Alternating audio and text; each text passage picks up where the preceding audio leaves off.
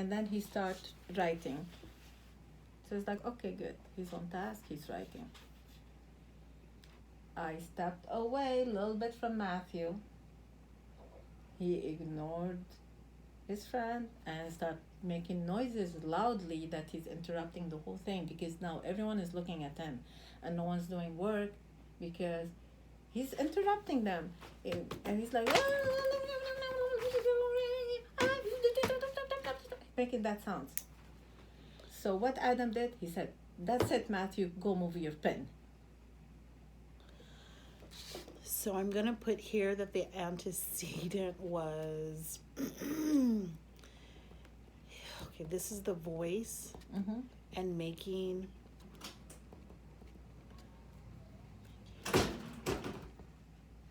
noises. So his voice volume was, hi, yeah, you're in our video. Model. You're in our video. Okay. We're gonna be great at photography by the time this quarter's over. Yeah. Good for you. All right. So the voice volume was probably what would you describe it? Louder than? Was it as loud as like a playground, or very loud? Very loud. Tantrum loud. Okay. Making noises. So voice volume, making noises, and playing with playing with erasers. Right? Yeah. Okay, and so the antecedent was told to complete work, right? Yeah. And he was given 2 warnings, 2 additional warnings. I don't know if it recorded because it went on silent. Oh. And we had I know, even if it's on silent, it will keep still recording. Okay, good. And so then the consequence was having to pull his card. Yeah, that's his consequences. To pull a card. And then what was his response? He starts screaming, and usually he knows with Miss DeCasas, if he doesn't want to pull his pen, as long he keep quiet, he can give her 2 tickets. In order to avoid the tantrum and the screaming. So there's other consequences. So I approached him and I told him, and Adam, I give Adam signal to, I got it from here, and the kids knows I usually give signals gesturally or visually, and that way, so we don't talk, and I want them to continue the work. So it's like, I got it from here, so I approached Matthew while he's like, what did he do?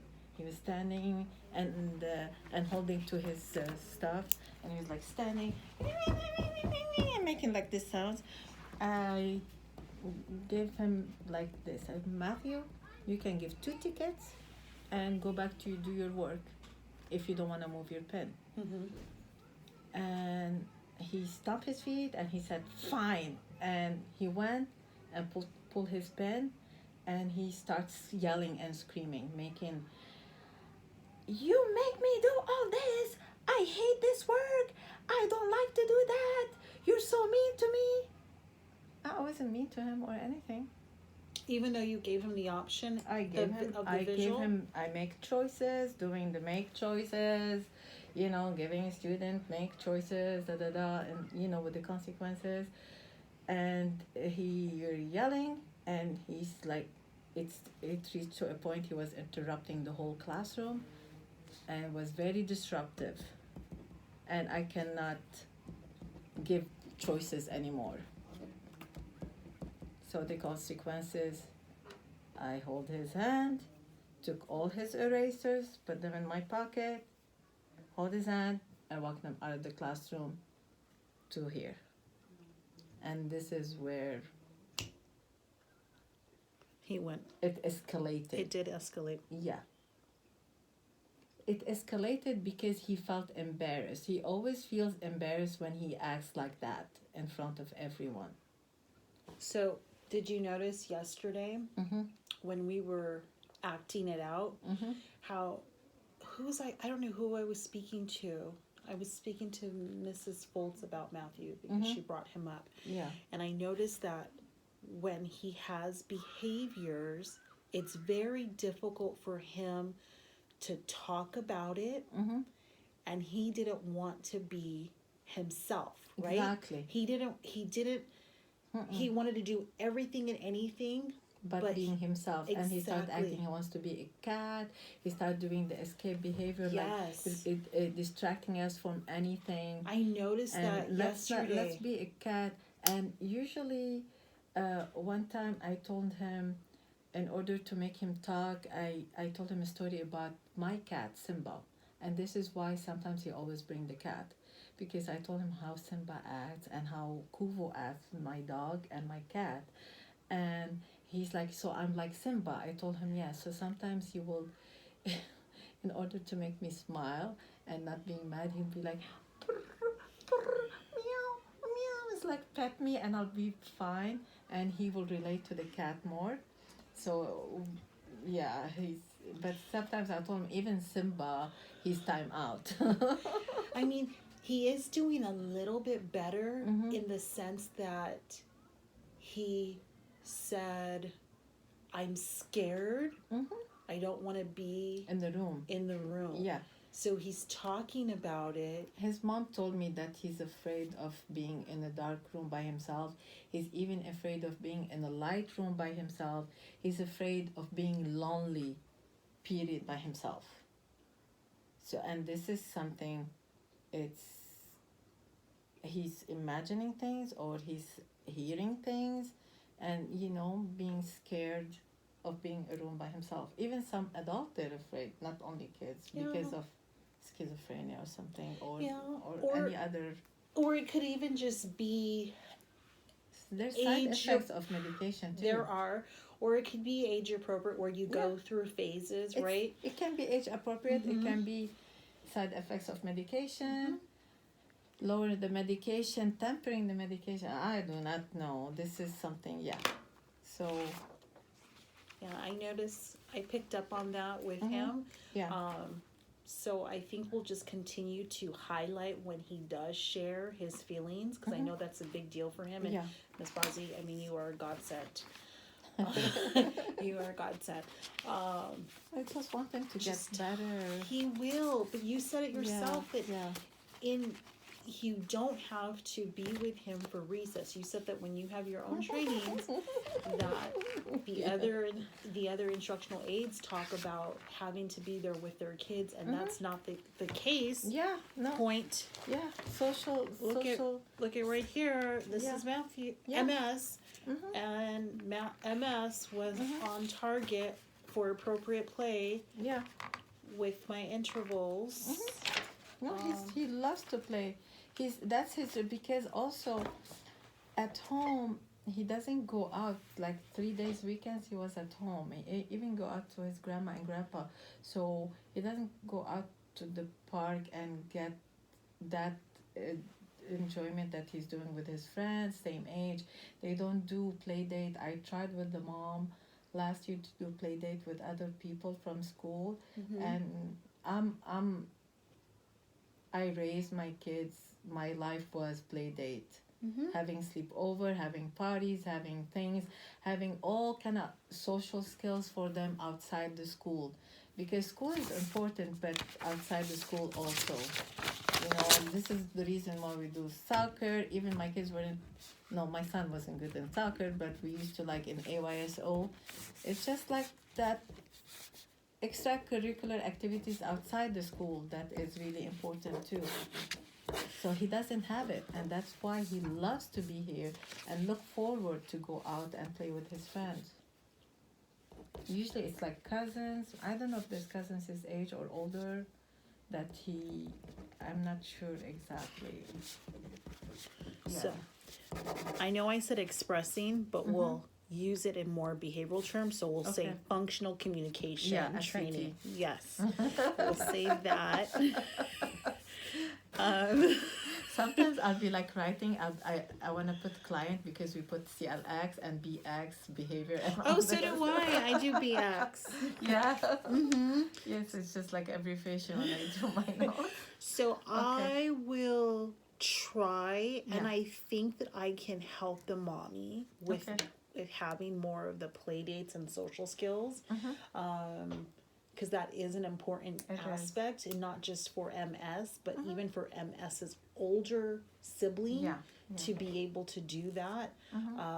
Because I've seen the adults where we focus so much on the younger kids, right, and making sure that their academics are up to par, Yeah. and then you forget what happens when they turn 18. Exactly. If they don't have the social skills, if they don't have the initiation, motivation for themselves, they are at home. They don't know how to do those simple things that we take for granted. Yeah. So I don't want MS to be that person, because MS has so much skills. Yeah, he does. He's got a lot of potential. His AR comprehension, all the books that he'll be reading, and we do different books every week, like the teacher from the Black Lagoon, and now he's this week Bad Kitty, and the bad guy. I don't know what all those things. Is it Fly Guy? Fly Guy was in first grade. Oh, okay. My gosh, Fly Guy. We used to act Fly Guy. In first grade, Uh-huh. he used to be Buzz, I'll be Fly Guy, and we'll be on the playground acting Fly Guy. I wish and I could have making seen the sounds. video of that. Oh, I used to draw for him and cut it, and we used to make it and play and do all this kind of like drama play, because my major is communication art and drama. So I transition him into drama and acting and doing all that like pretend imagination thing. So he transitioned very well. Now the product of being able to play and do all this. So he's doing very good. Do you know if he gets invited to any birthday parties? Do kids have birthdays here? Okay. No, never been. He never been to any place. This is why, like, he doesn't, like I said, last year, Nathan Perez, he's in Slow-mo now. And he used to, like, he's a very quiet kid, and he wants to be with Matthew all the time. And I told the moms, like, why don't you guys do a play date? Why don't you during weekend, during vacation, spring break? No. Whenever he goes on break, he doesn't see anyone. And even Jasmine is nearby to his house. She's not far. But I don't know why they don't see each other. I don't know the kind of like, what kind of culture? Is it like their culture is always family? It may be. Yeah. Because I don't have family here. So this is why, like, we used to have a lot of friends and play date and plan. And the reason we moved, like, to Davenport to have, like, we moved to where we can find people and kids have friends. It may be. It also may be that the weekends for them is their family time. Yeah. So maybe. But I don't think that mom is doing it purposefully. I think that if we just remind her about play dates and how it's important for, especially with kids on the spectrum, that they need to be able to interact and practice those skills. And then we can kind of somehow lead into, it will help us to be able to take data on anything that he might be deficient on, right? Yeah. So then we know how to work with him. But I have a few ideas, because there's the Harkins Theater, and they play kids movies in the summertime. Okay. And so that maybe, if we can get Jasmine. I'm not sure that he always go with his parents in the car to watch the movies. Oh, so they must go to the yeah, is it still open? I don't know. Yes, it is. The drive-in. So probably they always do drive-in. Oh, but you could do a drive-in with other families. Yeah, they have a big car. I don't know. You're like this with the family. Yeah, They can do They could also do drive. Well, the families can meet up. I did that last summer Mm-hmm. with my daughter's friends. Okay. So a in the bunch car? of us met up. We aligned all of our cars, Uh-huh. and the kids bopped around from car to car to car. Okay. And like I went out. I probably went overboard, but I sponsored the kids. Mm-hmm. Like I had the glow in the dark lights, the glow stick lights.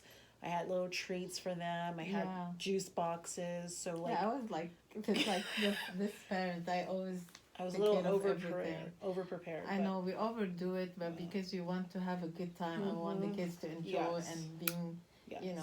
and enjoying like food wise and everything. All right, we're Okay, saying so we're done. goodbye. I hope you appreciate this video, and I'll take any corrective feedback appropriately. Thank you. I don't think we were in the video. No, we're not. We'll have the wall. We'll have the picture. So you're sending this to your teacher?